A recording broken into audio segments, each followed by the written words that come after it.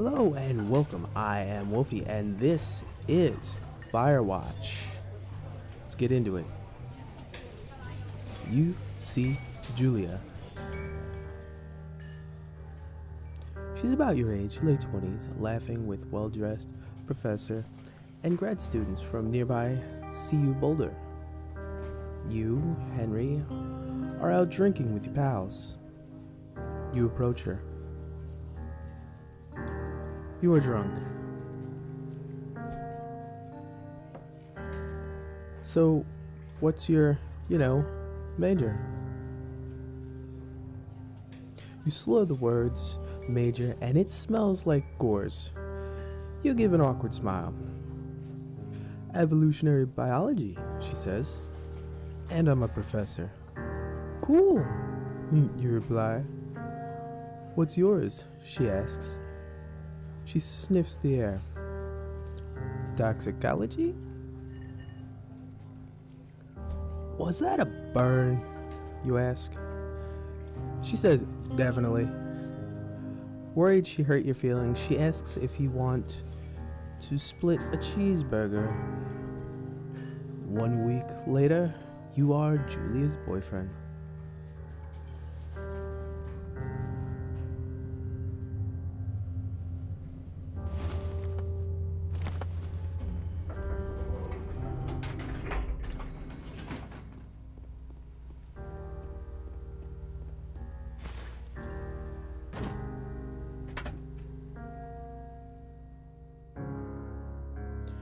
You date for over a year. She drives you absolutely nuts. It's great. You move in, you share an apartment near the school with a view of the mountains. You two drink beers out on the deck. You drink beer just about anywhere. Life is good. Julia wants to get a dog. There's a scruffy, undersized beagle. Julia is in love. She wants to bring it with her to class. There's also an intimidating but gentle-eyed German shepherd. Nothing bad could happen to Julia while walking the dog. It's badass. I say, I don't want a tiny dog, a tiny yipper yapper. It's not, no. We're gonna get a shepherd. And we're most definitely gonna name him Mayhem. Mayhem's an excellent dog. He loves wrestling with you in the park and goes with Julia on her runs. Even though he's too big to bring it to school, Julia loves him all the same. Mayhem is a friend, child, and pet all rolled into one. 79. You talk out on the deck. It's summer, 9:30 p.m., and the heat still radiates off the highest desert. What do you think about kids? She asks. Kids? They're not very smart or good at much. I'm saying if you and I had some. A couple of little idiots. Why not? That would be pretty cool. In that case, we should probably get married. Yeah, I would like that, you say. These kids are going to be screwed up enough. It's probably for the best that their parents are hitched. You say she's absolutely right.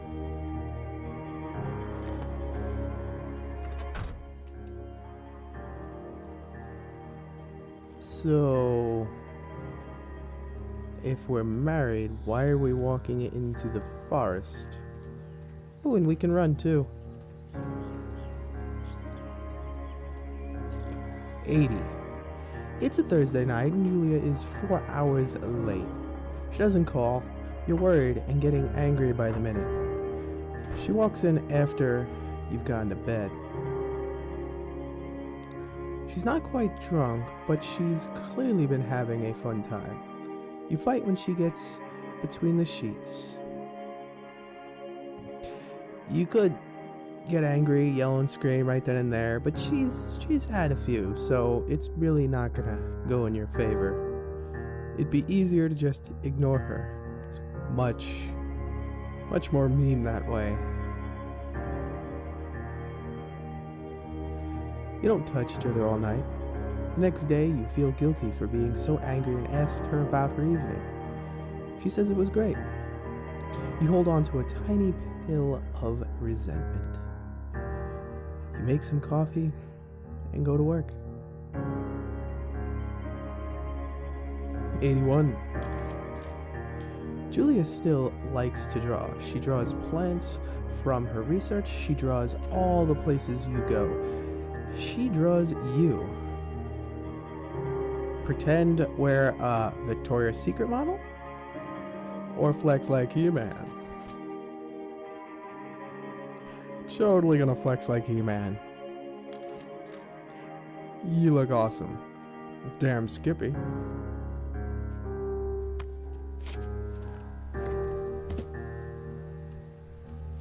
Guess we're back on our trail.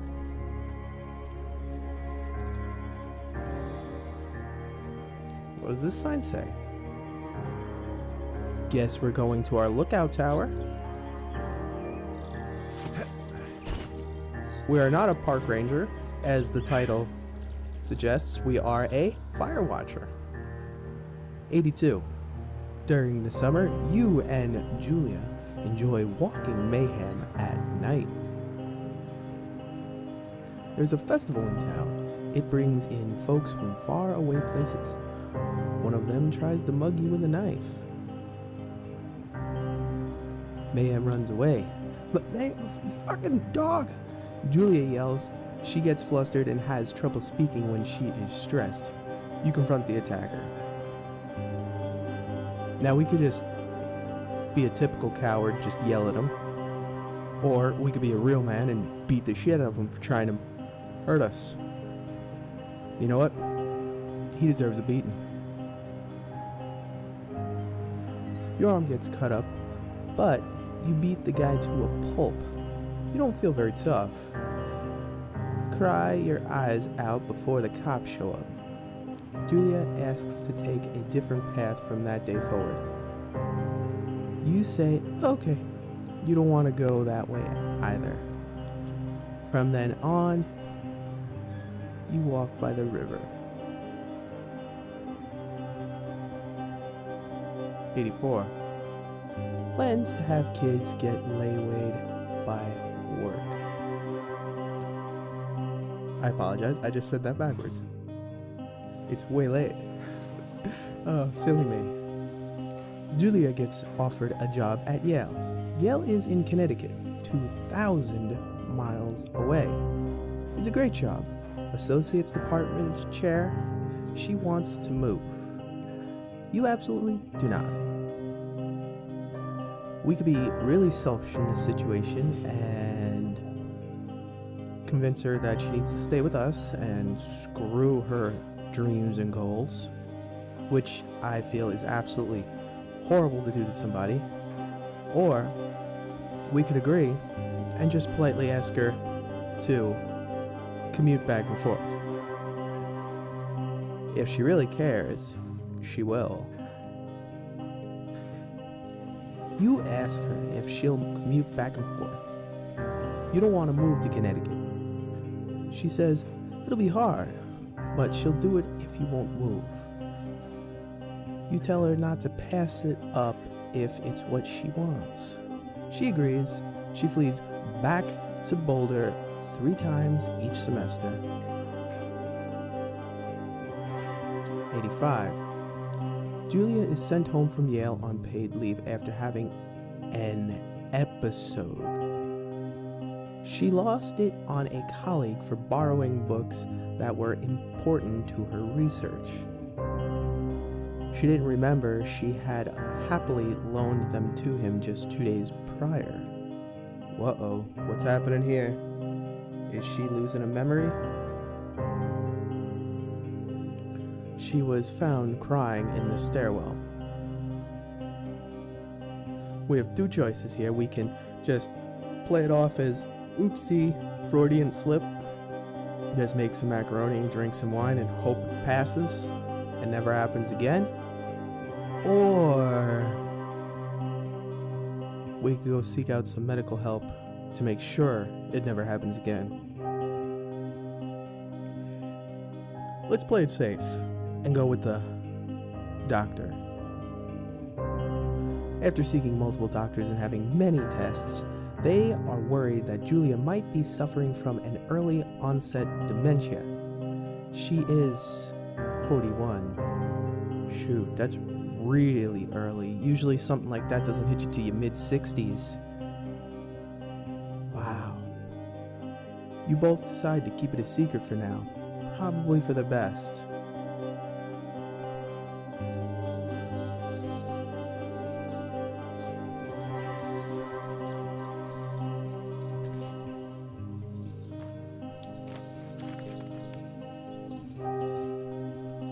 These must be her drawings. Mayhem is getting older. He's got silver hair down his back and slows down at night. You and Julia walk him to the bar to see your friends, and it feels like nothing has changed. Julia goes back to the university. 87. Julia's affliction gets worse. She can't remember things in class. Her research is in shambles. She drives her car to the next town over for no particular reason and has to be brought home by the police. She is devastated. She is sent home on permanent medical leave. The university had no other choice. Some days you get the Julia who called you a dope, and your unborn children little idiots. Other days, you get a stranger. She pulls you into bed to make love. After 5 minutes, she goes into a panic, believing her dad is at the door. Wow. That must be terrifying to deal with. You tell her family. They are crushed and begin to make trips to and from their home in Australia to visit her. For a while, your friends come by with little things to brighten the day. She gets worse. 88. You spend your days following Julia around the house. You count the seconds between the 2 weekly visits from Daniel, the nurse. He suggests that Julia could live somewhere else, somewhere with 24-hour care, a home. It sits with you for a couple of months. Now this is a really tough decision here. We could be selfish and just let her live out whatever time she has left, maybe remembering things, maybe not even knowing where she is, at home, in the privacy of her own home. Or we could move her into a full-time care facility where maybe with the proper care, there might be a chance where there could be weeks, if not months, where she can remember everything, with only brief bouts of complete forgetfulness. This is a tough decision.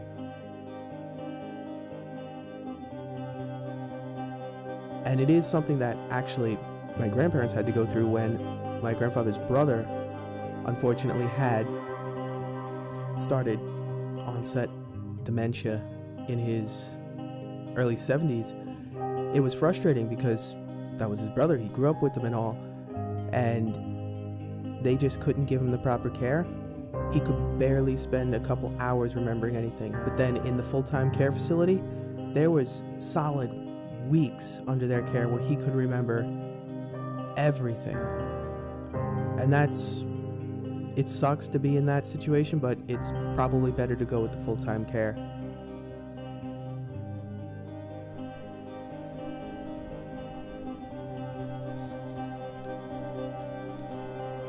So let's continue on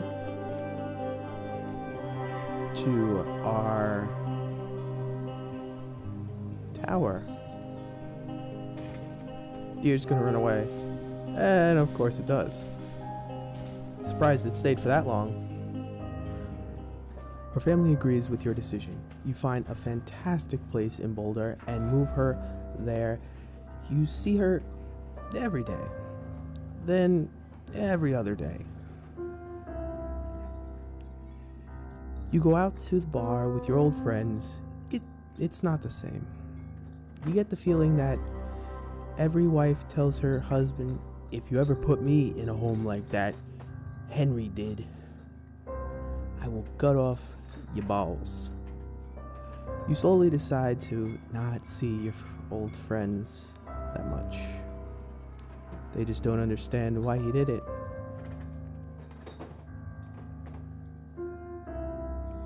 '89. Julia's sister, Susan, moves to Boulder to be closer to her. She visits her every day. You go with her some of the time. Susan buys you an old typewriter and urges you to use it if you won't see a therapist, but you won't. You've always really liked Susan. Months go by, mayhem dies. Julia doesn't remember him when you tell her. Sometimes it takes her a minute to lock in on you. In the back of your mind, you believe it's because you see her less and less. And seeing her less and less makes her forget you more, you think. Summer is coming, and you see an ad in the paper for a job. You take it. Why not?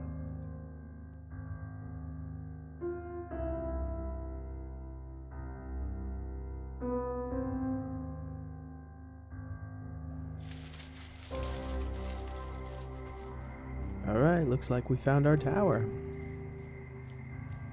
Let us make our way up the tower.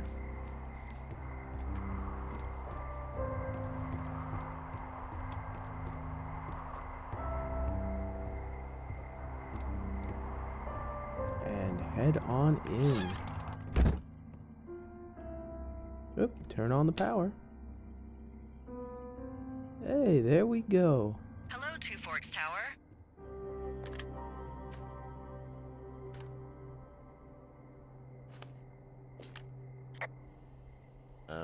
Hello? Whoever this is? It's Henry, right? Yeah. I'm Delilah. Yeah, that's what the guy said on the phone. So, what's wrong with you? Excuse me? People take this job to get away from something. So, what's wrong? What's wrong with you? That's a great idea. Go ahead. Look, I just hiked for 2 days, so I don't really follow whatever it is you're doing right now. You take a stab at what's wrong with me. Fine, then can I, sleep forever? Sure, buddy. Okay, now go ahead. Okay, you've killed 3 husbands. You're a black widow and you're just out here until the heat dies down and then you'll kill again. Ooh, very good. Bravo, Henry. Okay, I sleep now? Not quite. Now you. Okay, good night, bye. Let's see. I don't know anything about you, but 9 times out of 10, folks out here simply got dumped. Huh, is that it? Close? Good night. Good night. Welcome to the job. Alright, and that's gonna do it for the first episode of Firewatch. If you're liking so far, give a like. Morning, Henry. Well, I guess good afternoon. You probably slept like a rock. Anyway, there's still a few hours of daylight to get some work in. I can see you at your desk, so call me when you're ready. But like I was saying, I will pick this up in the next episode. There's going to be 3 episodes a week, Monday, Tuesday, and Wednesday of each week until we finish up this story. Hopefully it turns out better. It seems to be quite sad at the moment.